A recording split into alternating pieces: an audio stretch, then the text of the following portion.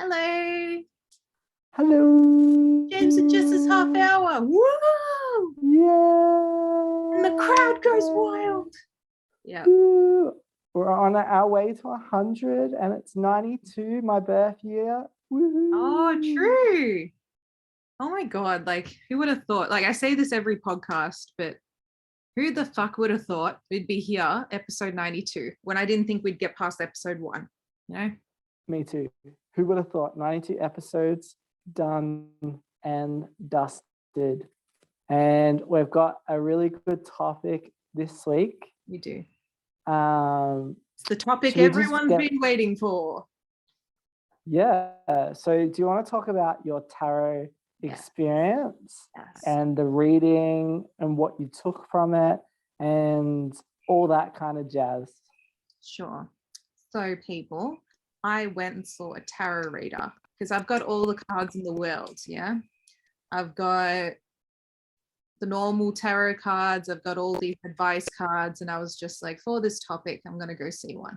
To begin with, one was taking 5 to 7 business days. So I happened to find another one. And basically she was like, tell us your name, your full name, and give us a photo of you. So I gave it. And then I made sure I blocked all my social media accounts just in case someone goes snooping. And then I sat there. Yeah, I sat there and I was waiting for this email to come through with a list of, demands about my future.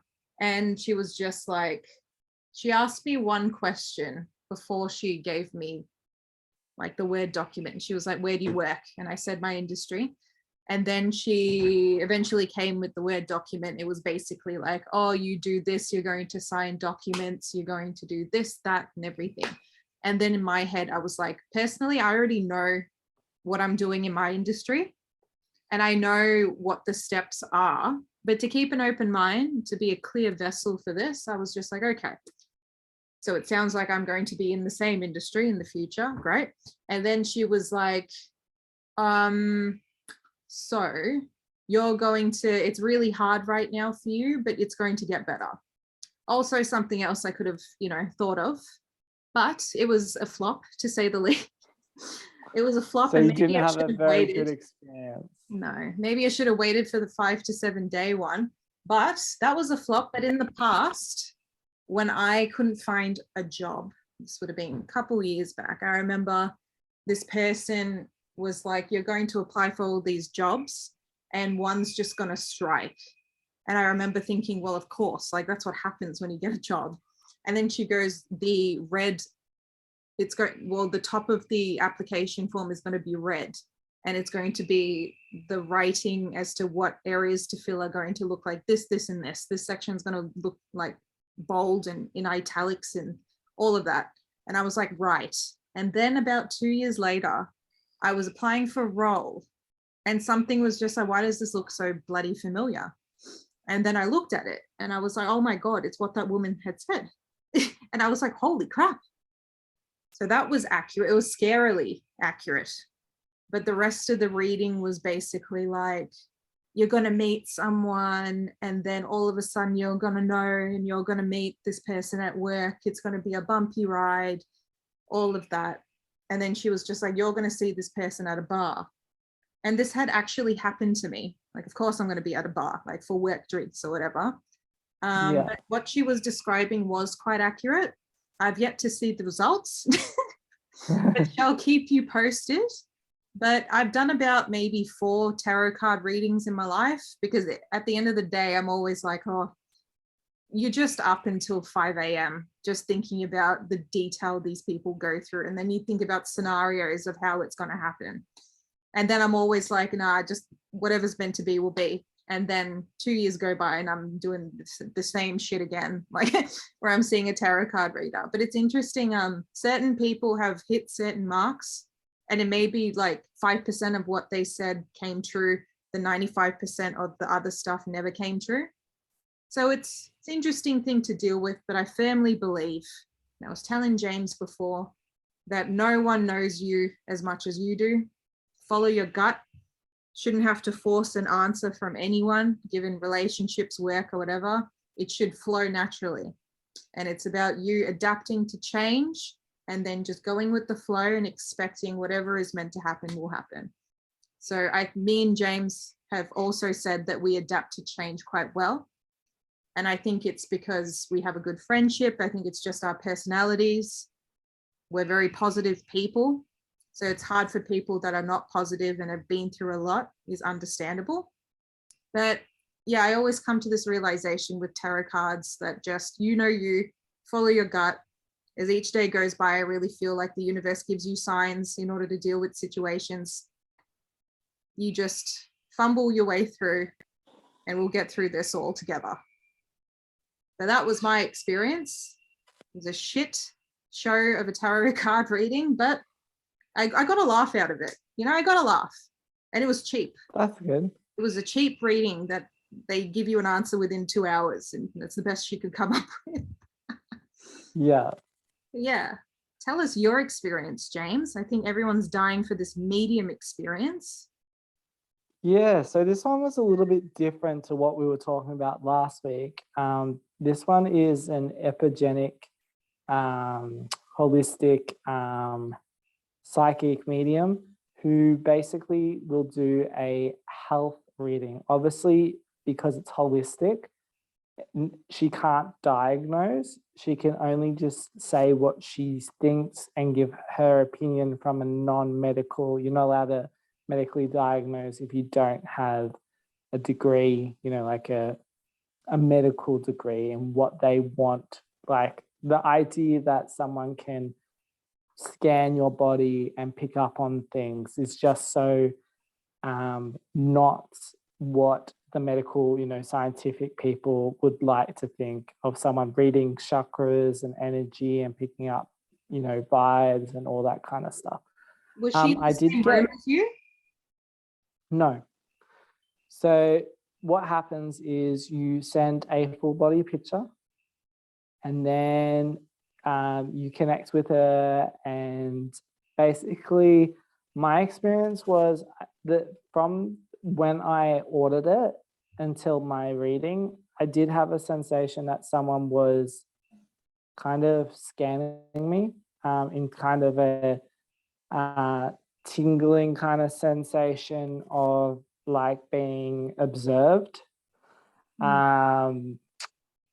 Yeah, I can't really describe it, but I felt that. And then the next thing that I experienced was when it started off, she asked me to place my feet on the ground. I had my feet, like on those office chairs, how they've got the little things. They weren't actually on the ground. So I was just kind of like, oh, okay, that's different. She's like, please connect place your feet on the ground to connect. But that might just be what she asked everyone. You know what I mean? Like, I also think you've got to. Yeah. Yeah. So I'm just like, okay, that's different. And then, so we got started, and she asked me obviously questions as we went along for clarification. So she would say something and be like, does this sound familiar to you? How does this resonate? Is that right? Yeah. So a bit about what we talked about was my brain. She said there's a blockage in the left side of your brain. Then she went in to proceed to tell me I'm getting the sensation of choking and stuck, like being stuck and not being able to like move forward. And then she basically told me, she asked me if I had ADHD, to which I said no. And that, I remember when she said that, it kind of did make me a bit triggered in terms of why are you asking that, like, because she said she was reading my brain and whatnot. So I was a bit like, okay. And then another thing she said was, I'm picking up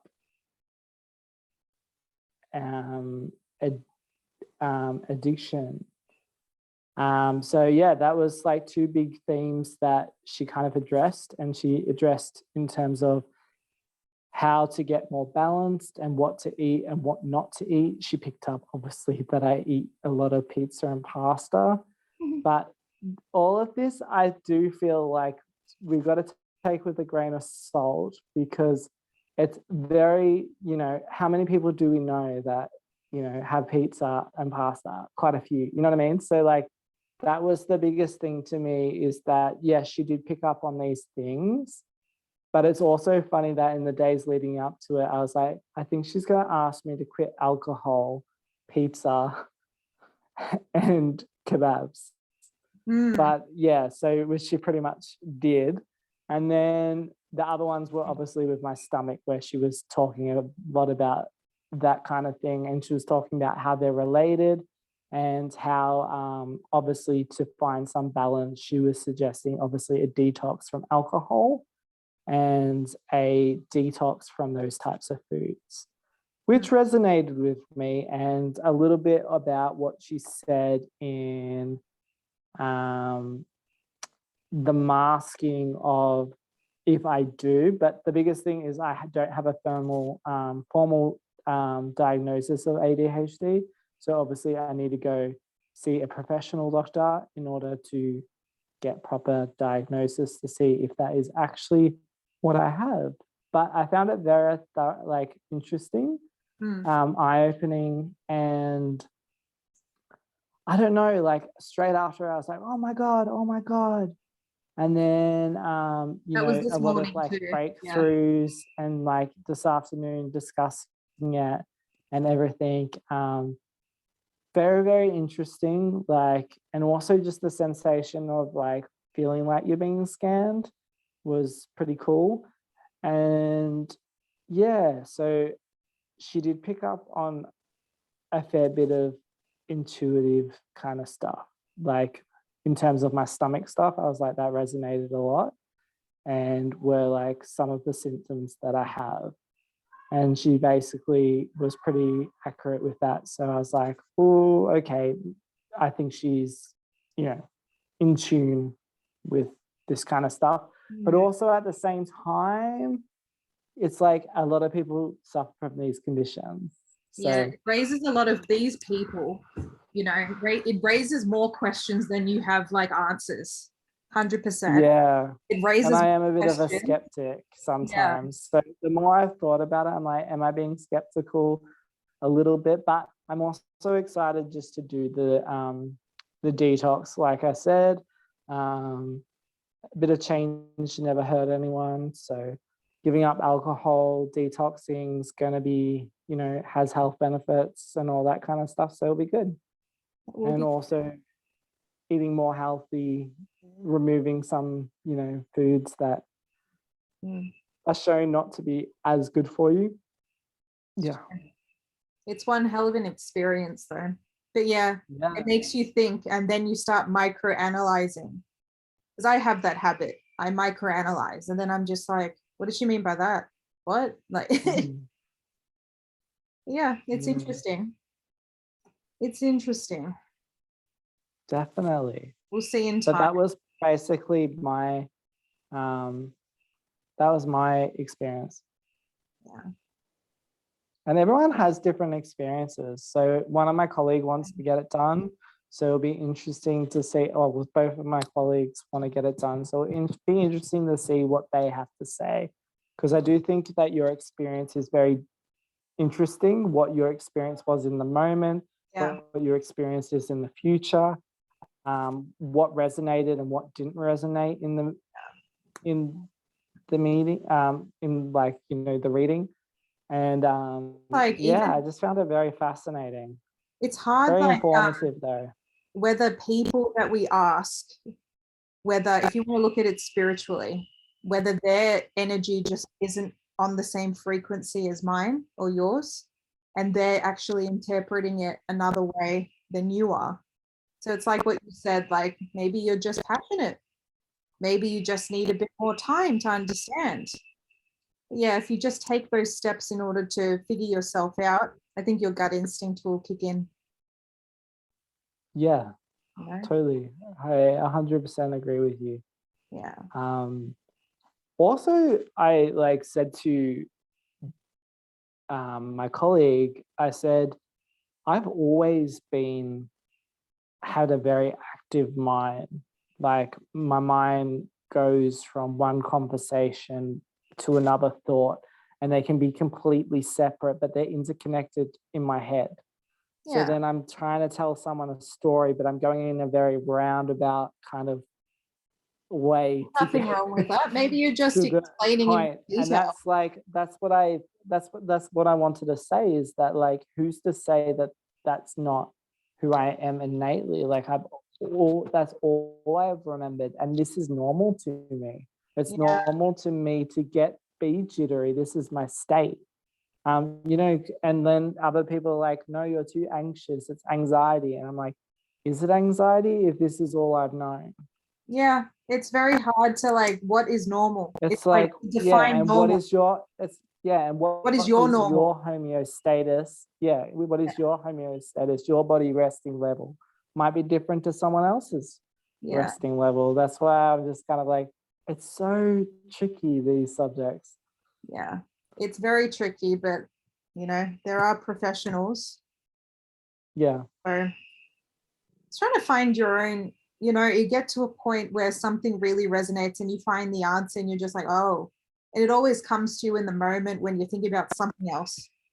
You think about something else, and then what you asked for, like maybe years ago or yesterday, just pops up and you're just like, oh, I understand now. But I couldn't understand in the moment because I was micro analyzing and super analyzing. So it's kind of like, I feel like the universe just gives it time as well. Yeah, totally. Like the major thing, like, and I said it to you before, that I wanted to raise, and a lot of people would resonate with this, is that in this life, there's nothing wrong with going to people to ask for advice. No man, what's that saying, that no one's an island? No man is an island, or something like that. Yeah. No man is an island. Yes.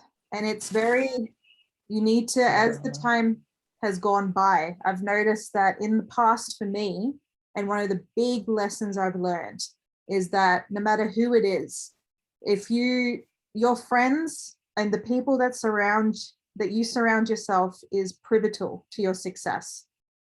Yeah, it is pivotal.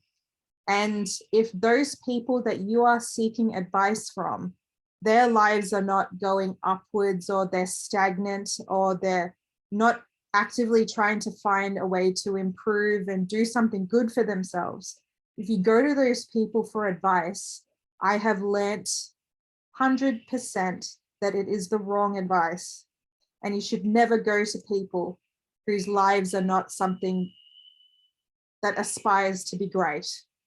But those are the people that always give advice because they can't deal with their own issues, I find sometimes. And when you ask for advice, they come out with this, that, and everything. And then at the end of the day, I'm just like, now looking back, like a lot of people I knew in high school and outside of high school as a teenager, I look back and I'm just like, actually, this person has had this problem and that problem, and they have now gaslit me to a point where I thought that there was something wrong with me. And then I noticed at the end of the day, your gut instinct is key. So the people that you surround yourself with and your own gut instinct is key to this life. And if something doesn't resonate with you, in your pit, when someone's just talking to you and they're just saying, hi, how are you? And you feel like there's something just not right. But I also feel like a lot of people may have like an insecurity with that, and they project that out and say that you have an issue. I don't like this person because they're hyperactive and I just can't handle them. How many people are like that?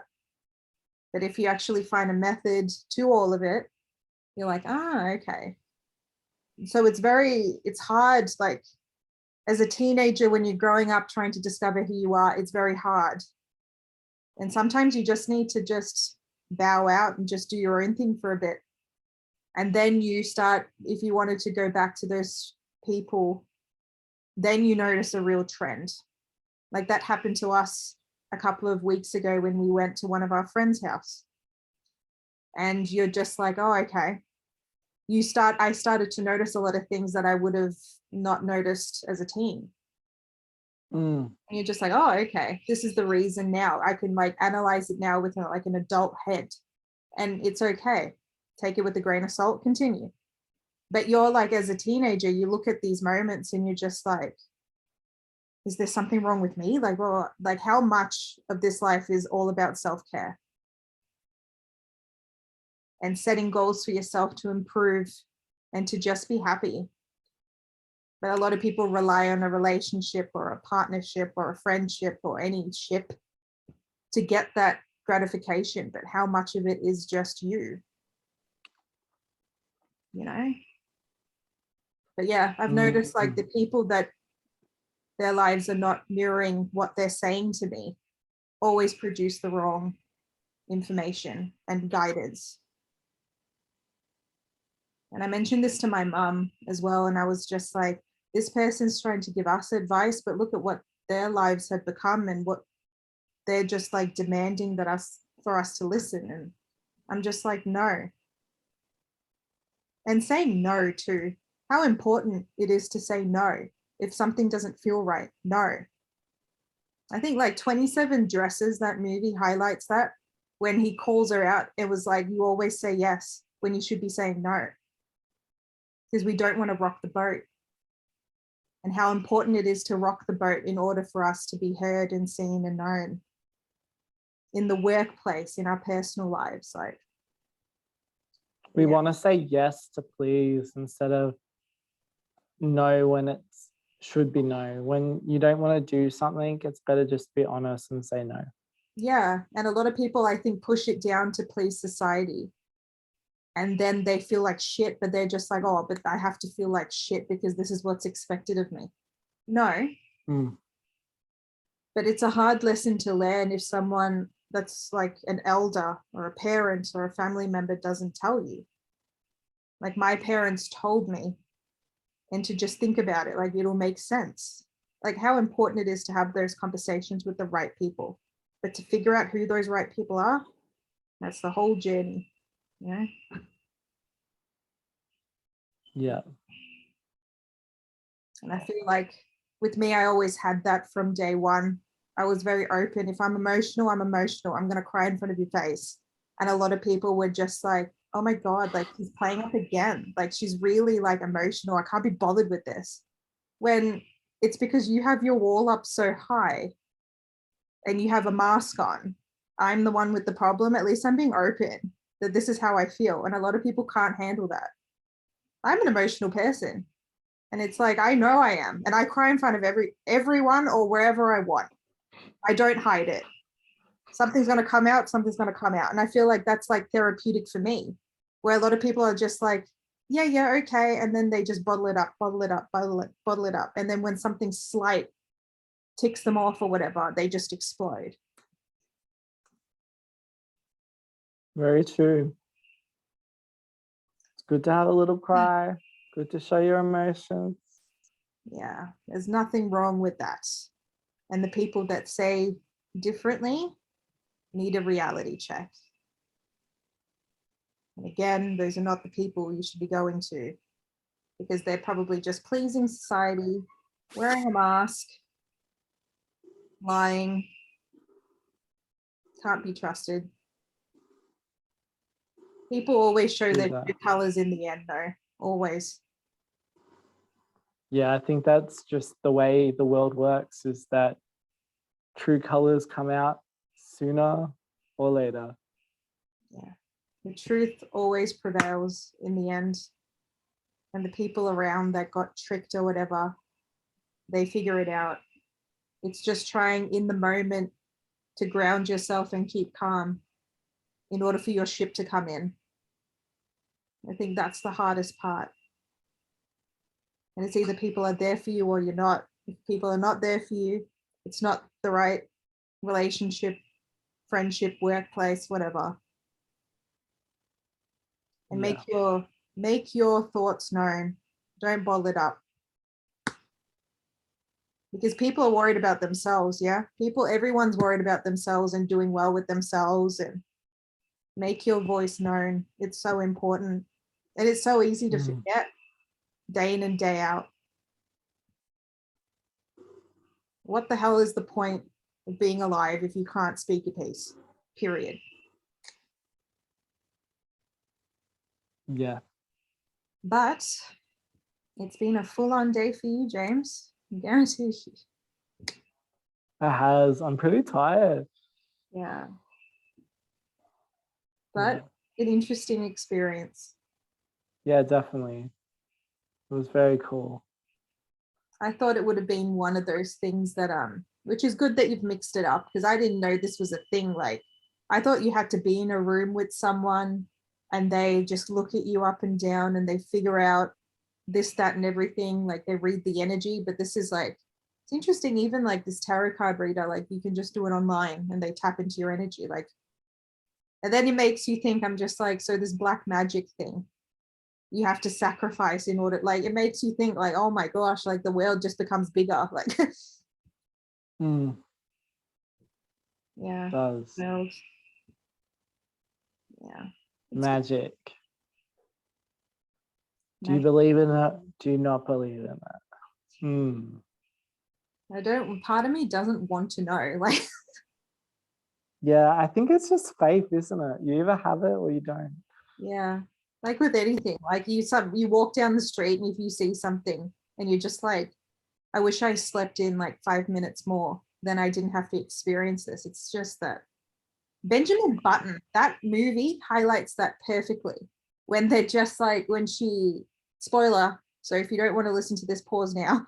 But there's a scene where one of the characters gets hit by a car and they explain like in frames, like if this person actually got up 5 minutes earlier, they wouldn't have made that person get in the car at that time. Like, it just is interlinked. But, and then at the end, that when she gets hit, they're just like, but that's how it was meant to be. You know, it's just very interesting. But I like this topic. It was something different. I didn't expect us to talk about something like this. Yeah, it was. It was very different.